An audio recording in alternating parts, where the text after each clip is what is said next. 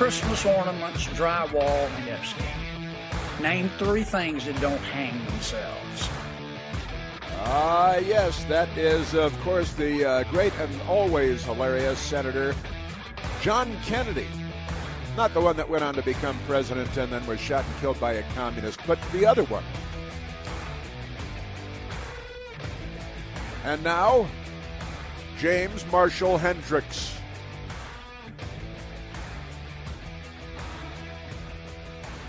On this Friday the 13th in the United States of America, President Trump down at Fort Bragg today to go and thank the American special operators that went into Caracas, Venezuela, and grabbed Nicolas Maduro. The Democrats are on the side of Nicolas Maduro because he's a criminal, and the Democrats are always on the side of any criminal that comes along. But that's not at the top of the news this hour because top of this hour, we've got Democrats and their love affair with Jeffrey Epstein. As Senator John Kennedy was just talking about, there are 3 things that don't hang themselves, and only one of them was Jeffrey Epstein. But this morning there were stories popping all over the place about Democrats and Epstein, because they demanded and pounded the table and said we need to release millions and millions of documents, and they just want to search for Trump, and we've already learned it's been examined 100 times from 100 different angles by 1,000 corrupt Democrats, and they found absolutely nothing that they can use to smear. Well, they do it anyway. They just say, oh, look, Trump's name was mentioned by other people that had emailed with somebody else, and oh, see, he's in the Jeffrey Epstein files. You know, Barack Obama's in there more than Donald Trump. Donald Trump is in the Epstein files because he kicked Jeffrey Epstein out of everything that he found Jeffrey Epstein at, and talked to the police about getting Giselle, the Maxwell, Ghislaine Maxwell, and saying that she was evil to a police chief down in Florida when they started looking into it. President Trump has been on the side of the angels throughout the entire Jeffrey Epstein thing. It's true that Jeffrey Epstein was a Democrat in good standing forever and ever with the Democrat Party because he had billions of dollars, and he gave away money to buy influence with creepy Democrats who are, generally speaking, sexual predators as well. But this morning, the first one that popped, and I got to tell you, I got this. I had, let me see, my best girl sent this to me, and Brian Doherty sent this to me, and who else? Randy sent this to me. I had this story sent to me 4 times this morning before I had a bite of breakfast, and I was laughing and sharing it with my best girls. Hey, look, I got it again, and good stuff. Goldman Sachs, here is the essence of the story. Goldman Sachs top lawyer at the Wall Street firm, billionaires everywhere. Goldman Sachs, the Goldman Sachs top lawyer to resign after release of Epstein emails. But wait, Goldman Sachs top lawyer, who is that? Let me go to the next story from Newsweek magazine. The headline is, former Obama White House counsel resigns amid Epstein files backlash. Getting a little backlash. You know how the Democrats love backlash. That goes back to the days of the bullwhips and the plantations when the Democrats were the Confederate States of America. And also just amazing stuff. The former Obama White House counsel resigns amid Epstein files backlash. And remarkable things. Here's another one from the same story. Birthday wishes, island plans, and XOXO sign-offs inside a former Obama White House counsel's ties to Epstein. That's Jeffrey Epstein, of course. And then the next story that is important today on the same topic, because Democrats, Epstein, carrots and peas. The headline from Twitchy, brutal open letter to Hakeem Jeffries. That's the Democrat leader in the House of Representatives. They want to make him Speaker of the House so he can burn the country to the ground. And the open letter to Hakeem Jeffries about his Epstein connections and more. There it is, a damning, epic must-read. And the Democrat Party, they're not on the side of the good guys. They're not on the side of the United States of America. We are the good guys. Now, let me share with you this story out of The Goldman Sachs in New York. Former Obama White House counsel resigns amid Epstein files backlash. Oh, no, not a backlash. Kathy Rummler. That's Rummler. I think Rummler was a top Nazi in Hitler's regime. What was that, Rummler? Or maybe that was Rommel and Himmler, and I'm combining the two. Kathy Rummler, former White House counsel to President Barack Obama, announced her resignation from investment bank Goldman Sachs on Thursday amid fallout from emails connecting her and Jeffrey Epstein. Now, isn't that amazing? According to the Associated Press, Newsweek magazine just grabs from the Associated Press. They're all Democrat Party front groups. According to the Associated Press, Kathy Rummler said in a statement that she would step down as chief legal officer and general counsel of Goldman Sachs as of June 30, 2026. The news outlet notes, the Associated Press, that she had described Epstein as an older brother. That's in quotation marks, older brother, and previously downplayed his sex crimes. That's because they're all Democrats. They're in this together. And, young girls have to suffer for the pleasure of the Democrat Party. Rummler said in a statement, according to the AP, quote, "Since I joined Goldman Sachs 6 years ago, see, you left the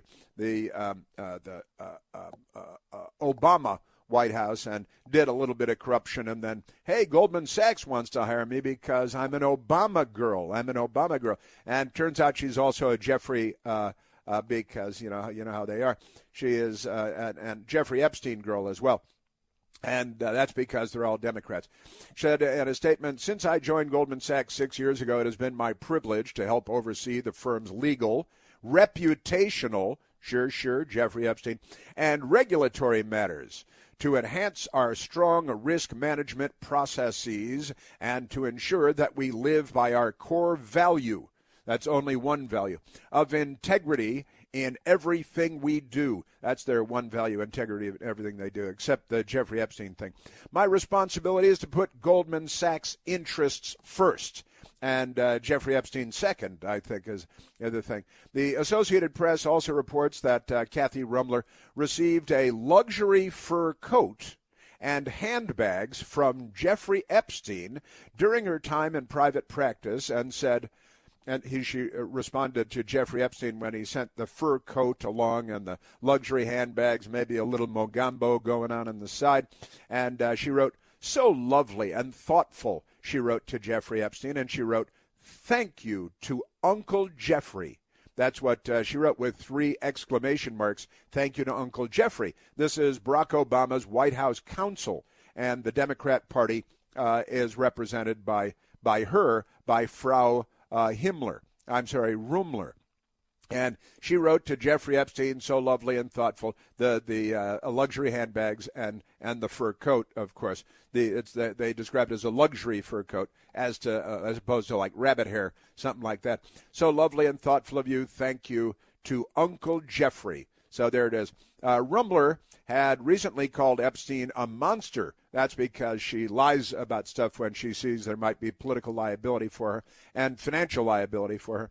She called Epstein a monster in recent statements, the Associated Press reports, but that's, again, just because of the natural corruption of the Democrat Party. So Goldman Sachs CEO David Solomon said in a statement, according to the Associated Press, Newsweek didn't do any of their own legwork here, "as one of the most accomplished professionals," you see the Goldman Sachs CEO David Solomon said, "as one of the most accomplished professionals in her field." Does that mean that doesn't count men? "Kathy has also been a mentor and friend to many of our people, including Jeffrey Epstein and maybe lots of underage girls. And she will be missed. But by whom? I accepted her resignation, and I respect her decision." Now get out. Republican Representative Nancy Mace of South Carolina wrote on X, my first thoughts, walking out of the DOJ tonight, the Department of Justice, Many of the co-conspirator documents are missing or still redacted. I was unable to view critical information, she said. Memos and attachments drafted by the Department of Justice on potential co-conspirators remain hidden. The excuse, she says, question mark, this is how they received the data. What is clear, these girls were young, they were groomed. Jeffrey Epstein and Ghislaine Maxwell are pedophiles, or pedophiles if you prefer. And the American people deserve every page, every name, every truth the government is holding on to. I'll be back tomorrow for more. I'll be back tomorrow for more. So we've got that going for us. And that's just fine. Barbara McQuaid, legal analyst for the former U.S. attorney, said to Newsweek magazine in an email, I won't defend her decision to associate with Epstein, but it is rather ironic that one of the few resignations following the release of the Epstein files is a woman who engaged in no apparent sexual misconduct. How do you know? We haven't ruled that out, have we? The survivors deserve better. Well, yeah, you guys shouldn't have done all this then, you Democrats, you rascally Democrats, you people. I got to tell you. So there she is, and that's sort of a fun story, I've got to say. And the nice emails that she sent to her pal Jeffrey Epstein with all kinds of niceties and pleasantries that she really loved Jeffrey Epstein, and you're my big brother, and Kathy Rumler. And it does sound like a very Teutonic, Germanic name. Obviously it is. But is she an armband wearing, goose stepping? I think there's a good possibility that that's the case. Remarkable things. So she's good because she's a Democrat, and the news media won't cover this. Goldman Sachs chief counsel, who got the job because she was Barack Obama's chief counsel at the White House counsel, got the job at Goldman Sachs, and then it turns out that the Goldman Sachs top lawyer resigning because of all of her coziness with the serial child predator going on for decades in liberal circles, and that's no problem. Also, speaking of Democrats and Jeffrey Epstein, and that's all fine. And why would they say that they ruled out sexual content? I don't know if they've heard of lesbians, but there are a lot of lesbians out there, and that's and that's just look at the internet. Just kidding, don't do that. But unless that's what you want. But the Democrats and Jeffrey Epstein, they go way back. And here is the next one from Twitchy. Open letter to Hakeem Jeffries about his Epstein connections. February 12th of 2026, and a more damning epic must read. This is pretty amazing stuff. Don't you just love it when you come across awesome post on X that really and truly says everything you need to know about dirty politicians like Hakeem Jeffries? And this from Mike Biskey, B-S-K-I. Going out there, well, look at the House Oversight Committee dragged out. The Republicans found the documents and the Jeffrey Epstein documents that the Democrats demanded be released, and now they are all over the Epstein documents because Epstein was a career Democrat money man, and that's okay. Jeffrey Epstein's personal secretary named co-conspirator in his trafficking case. Isn't that fascinating? So I forwarded an email to Epstein about you. The subject line, Rising Star. This is the email to Hakeem Jeffries, the Democrat leader in the House of Representatives. How flattering. See that they're calling him the Rising Star. Not Jeffrey Epstein, but Hakeem Jeffries. But Jeffrey Epstein is helping Hakeem Jeffries with money, and according to some reports, millions of dollars because he just threw money around when he was living. How flattering, he says, that Jeffrey Epstein called him a rising star. Dynamic SRG, a Democrat group, was pitching you as Brooklyn's Barack. See, that now Jeffrey Epstein is saying, hey, they're calling you Brooklyn's Barack, because you're kind of a black guy, and he was a black guy, and the Democrats are all racist, so it's all they see. A staunch supporter of President Obama, Jeffrey Epstein said, and encouraging Epstein to participate in the DCCC and the DSCCC, the Democrat Congressional Campaign and Democrat Senate Campaign fundraising dinner with Obama himself. This is the Jeffrey Epstein, Barack Obama, Jeffrey Epstein, Hakeem Jeffries communication. The Democrat Party and Jeffrey Epstein and the whole child molestation thing, all inseparable from one another. It's always been a Democrat scandal, but they have information dominance in the news media. So mostly what we get is the big lie, the lie so big that no one would dare to not believe it.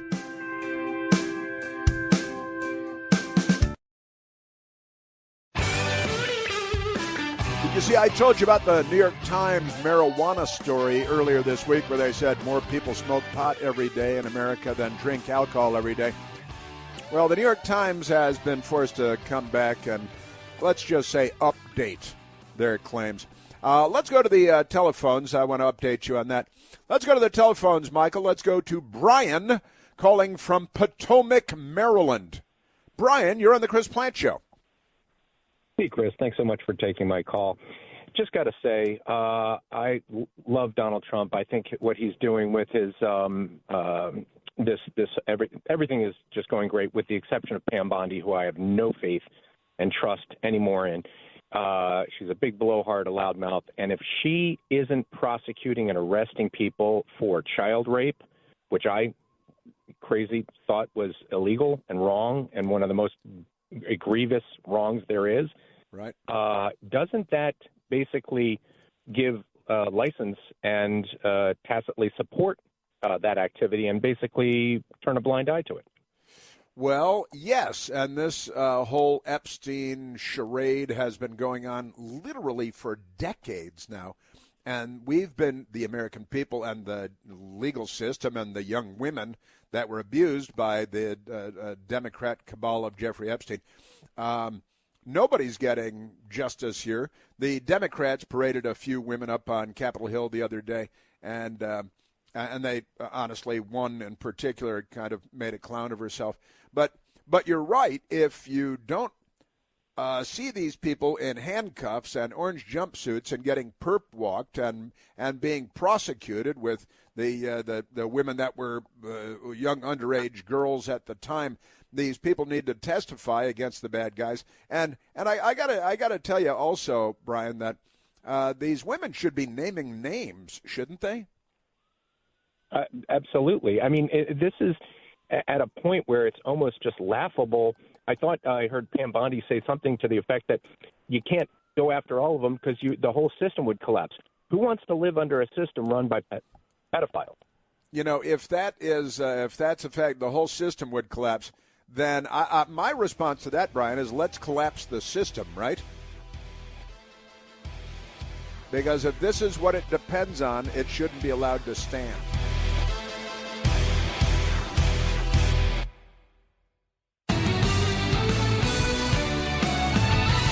All right, we have returned. Yeah, I mentioned, I actually shared the story on the air earlier this week when the New York Times wrote, hey, America has to admit that America has a marijuana problem. Consuming, smoking, gummies, all that stuff, marijuana problem. But, of course, the New York Times fought for decades to legalize marijuana. And then they said just earlier this week that America has a marijuana problem and that more people smoke pot every day in the United States of America, or at least 5 times a week, 5 days a week, than consume alcohol. That more people are smoking pot, getting high, than there are people having a drink. And that's because of legalization. And the New York Times said that. Now, some in the news media are writing follow-ups of the New York Times piece, and this is good. New York Times reverses on pot, admits legalization brought worse outcomes after they fought for legalization for years and years and years.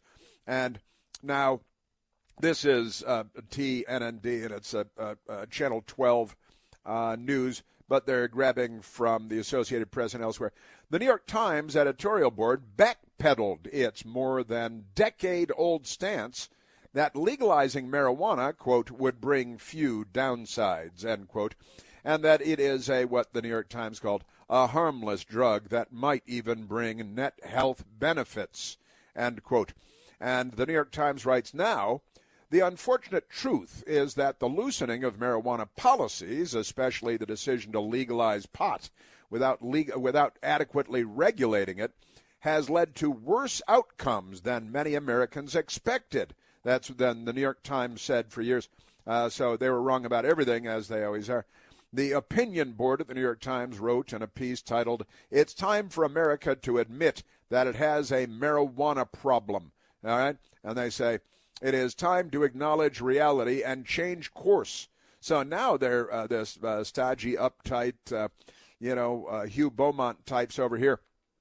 In 2014, the New York Times published a 6-part series arguing for a repeal of the federal marijuana ban, comparing the government's treatment of cannabis to the prohibition on alcohol in the 1920s. The New York Times admitted that not all their arguments in support of decriminalizing marijuana have stood the test of time. Oh, that's really hard to believe. They're liberals. They're wrong about everything, and the negative consequences of all their lies are legend. But they continue. At the time, the New York Times typed, supporters of legalization predicted that it would bring few downsides. In our editorials, we described marijuana addiction and dependence as relatively minor problems. The New York Times wrote, noting that legalization would lead to greater use. See, they're noting legalization, they were arguing for years that it would not lead to greater use. You legalize pot and nobody's going to use more pot. Now, how stupid do you have to be? You legalize shooting people, more people are going to shoot people. You legalize heroin, which the Democrats are doing in San Francisco and New York, and giving out free syringes and new needles and pipes to smoke your crack and your meth and all that. So the New York Times says it is now clear that many of these predictions were wrong. Who could have predicted that? Oh, anybody. I think anybody with any common sense. And look, I don't even, this is not a huge thing with me. Lots and lots of people smoke pot, and I know lots of people that smoke pot. And if you're an adult and you go home at 10 o'clock at night, you take a puff or something, but on some level it's none of my business. But when you say, oh, it's fine, and the New York Times for decades lied about it, no, people won't smoke more. It won't be a problem. Now, the New York Times referenced the National Survey on Drug Use and Health, showing that 18 million people in the United States use marijuana on an almost daily basis. The survey reflects a jump of 12 million Americans who engage in daily use compared to 2012. That's because there were 6 million people in 2012 using pot every day. Then the Democrats legalized it. Now there are 3 times as many, 18 million people using pot every day. In addition to seeing the jump in users of pot, the New York Times pointed out that the perception of marijuana being a harmless drug with no addictive features was false. The New York Times admitting. The editorial board pointed out how many heavy users of the marijuana began to develop what they called, and I was talking about this the other day, cannabinoid hyperemesis. We had a nice nurse, a wonderful nurse call in a couple of days about this, who's seen this in emergency rooms all over the place. So cannabinoid, it's hyperemesis, and it's a syndrome, of course. So it's cannabinoid hyperemesis syndrome, which causes vomiting, stomach pain, the usual stuff. Some habitual users have also developed marijuana-linked psychosis. They might have started out that way if they're Democrats. And chronic psychotic disorders such as bipolar disorder. Maybe you're not smoking enough. Maybe that's you try that out. And the alleged health benefits of marijuana use for medical issues like anxiety don't hold up. Sources, the research studies, the New York Times says. Yet many dispensaries claim, without evidence, they love without evidence, don't they, that marijuana treats a host of medical conditions, the New York Times said. The government should crack down on these outlandish claims. Now they want the government to crack down, even though they were advocating it for decades. It should issue clear warning to dispensaries that falsely promising cures and then close those that do not comply. So now the New York Times wants a crackdown, their words, and they want to crush everybody. That the same thing that they advocated for decades because they're liberals. They're the New York Times, and I think membership of the New York Times is a mental illness too. So the board calls for federal tax on marijuana.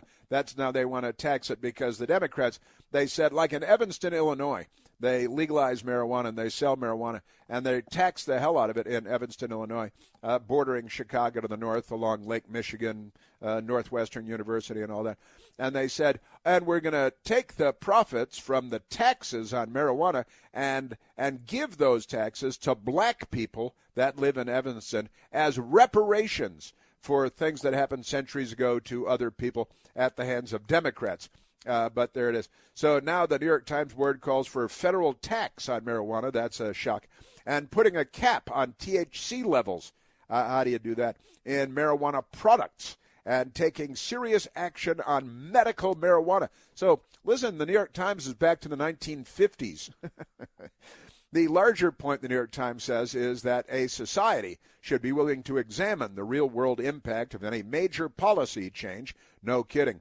And consider additional changes when you discover that you're idiots and you're wrong about everything all along. In response to the new facts, the boards wrote, in the case of marijuana, the recent evidence offers reason for Americans to become more grudging is what they say, about accepting its use. So you want to still accept it, but be grudging about it. So there you go. The opinion piece comes as the Trump administration is seeking to reschedule marijuana from a Schedule 1 drug to a Schedule 3 drug. President Donald Trump signed the executive order for the drugs rescheduling last December. Now, this is what the left had been pushing Obama to do for 8 years and Biden to do for 4 years, but he didn't know what they were talking about, Joe Biden. Barack Obama did, but now the New York Times is cracking down like, Jack Webb, because they're old cop shows, just completely ridiculous people. All right, now let's, Michael, let's go to the New York Times. Again, this week they said, isn't this great? It's wonderful. Now people smoke more pot. There are more people that smoke pot every day than there are people that have a drink every day, and yada, yada.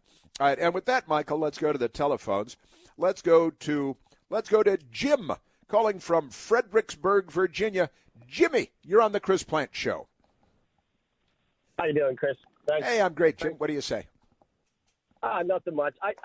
There's so much stigmatism around marijuana. I'm in my mid-40s, and I have smoked for the past 32 years, basically daily, and I'm a completely functioning member of society. I do lean very much conservative in my values, and I just think that where we're going, it's so polar opposite. Like you're talking about how the Times article went from one stance completely to the polar opposite, and I do think there's an adequate middle ground to be found on this, because it is just not what everyone says it is. I've been there for nickel bags and hydroponics to now the dispensary stuff, and it's just not what everyone makes it out to be. Yeah. Yeah, and I know, I grew up in America, and I know now, and I have known since I was a child, plenty of people that smoke pot all over the place. But let me say this, Jim, the potency of the pot that you get today is like 30 times what it was. You said you've been smoking pot for 32 years. You said 32, and yeah. you're in your 40s. So you started when you were 10 years old or something. 14. Yeah. And when you were 14, the pot that you smoked was comparatively not potent compared to today's pot, right? It depended on who you went to. Honestly, Chris, you could find some good hydroponics or some good skunk weed back then. Now that's not what you got for $5 in the nickel bag, but you could definitely find it. Yes, it is much better now. If you're looking for actual effects, like a sativa versus an indica, if you're looking for actual effects, the way that they grow it now is more, I don't want to say clean, but it's more directed to what you're looking for. If you're looking for help going to sleep, you go with an indica. If you're looking for a help to just kind of have a light and fluffy day on the river fishing, then you go with a sativa. So there is some benefits to the new the new way and the kind of the new strains and how they're developing it. Yeah. Yeah, and when you were a kid, you're right, there was pot around. Hey, it's Colombian Gold. It's the Thai stick and more stuff. And then the California and the Hawaiian pot started coming into the scene, right? And then it got amped up and all that. And you're right, of course, about the indica, which is they call in the couch, right? In the couch. And yeah, and you smoke your indica and you're in the couch and you don't want to go out. You smoke your sativa and you're out throwing a frisbee with the dog and all that good stuff, right? That is correct. Now, I will say though, it really isn't for everyone. The same with alcohol. You know, it's really not for everyone. But as an adult, you should be able to choose.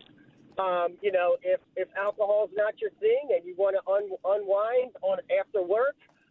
Then, you know, marijuana is an excellent source of unwinding, but it is not for everyone. You know, I manage in a field where we have some young people, and you could, you know, if they're smoking marijuana, they don't want to do anything. You know, and there's a problem just like with alcohol. If you got to smoke some pot in the morning before you go to work, then you have a problem.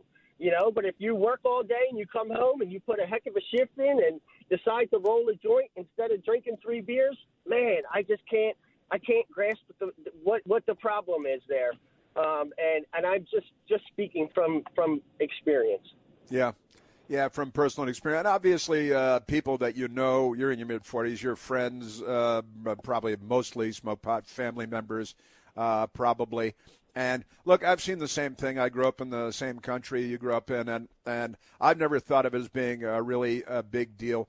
But I again, and you mentioned, you know, if you're a 12-year-old kid and you're getting stoned before you go to school, and let me also say, like, vape pens and all of that stuff makes it incredibly easy for people, and you see it, I've seen it, you know, people taking puffs off of vape pens in airports and on airplanes, on commercial airplanes and stuff. And the vape pens make it more available, more ubiquitous, I think. And again, for the most part, I don't think it's really a big deal. But it's true, you don't want the 12-year-old kids showing up everywhere stoned before they get there. And if they spend their youth stoned the whole time, then they're probably going to miss a few laps, aren't they? Correct. And could I add just one more thing? And I so much appreciate the time, is that I am not an advocate of manipulating the actual flower. So when you're doing things to the flower and you're putting it in a vape pen, even some forms of edibles and such, I'm not an advocate of that. You know, I believe that it is a plant from God, right? And people would say that the same thing about a poppy plant or a cocoa plant, but then man manipulated it. That's my biggest concern with the marijuana markets moving forward is the actual manipulation. Now, granted, I don't grow plants in my backyard. Have not been very successful on that. But as I continue to practice, that would be my goal, is to know that what I'm getting has not been manipulated.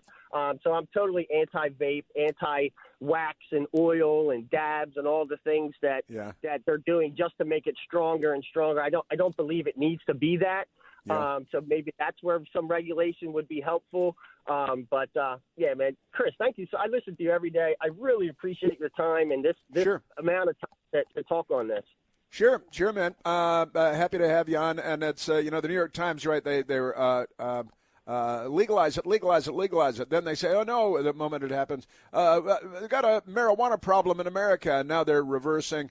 They say, you know, but it's great. They legalize it. Then they got it legalized along with the rest of their pals. And now they're flip-flopping again. It's a 2-180 course for the New York Times. And I got to tell you, and you know this quite certainly, you talked about growing it, Jim, but in Washington, D.C., you can go to stores and buy it, and they keep changing the rules as I understand it, but at these stores. But you can grow your own pot in Washington also at home, and you can grow, I think, 3 mature plants plus 3 small plants, and again, I'd say, it's not shooting people is bad stuff. Smoking a little pot is not the most terrible thing in the world, but making it more and more ubiquitous and more available. I got to say, in California, I always thought they had it right. They give you a ticket for $100 if they catch you with pot, and they send you on your way like it's a moving violation. But brave new world. Jim, fun call. Thank you for the call. Have a fun American weekend.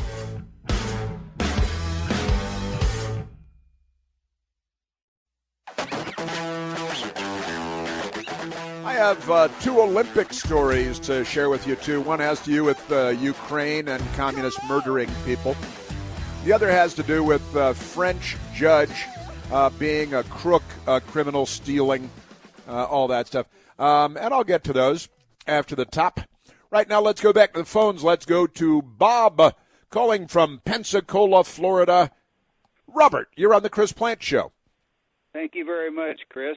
I Hey, appreciate your program. I appreciate both you and anybody else that stands up for the rights of American people against what I consider the opposition to the masses. Well, elaborate if you would. Well, let's get back into this about marijuana. I've had a philosophy for quite a while. Never made any sense for me for the government, quote-unquote, people, powers that be, etc., to get behind a thing with marijuana and be so down on tobacco. Well, tobacco's raised in primarily a conservative area. You can understand that. But why would they want marijuana to replace it? If you run short on cigarettes and you're addicted to nicotine, you are very aggressive. But if you're smoking marijuana, you're passive. So if we can get more people in America to be on marijuana, we'll have more of a passive society, and they'll cooperate with basically anything we decide to do. Big government, and maybe Democrats will shoot fewer people.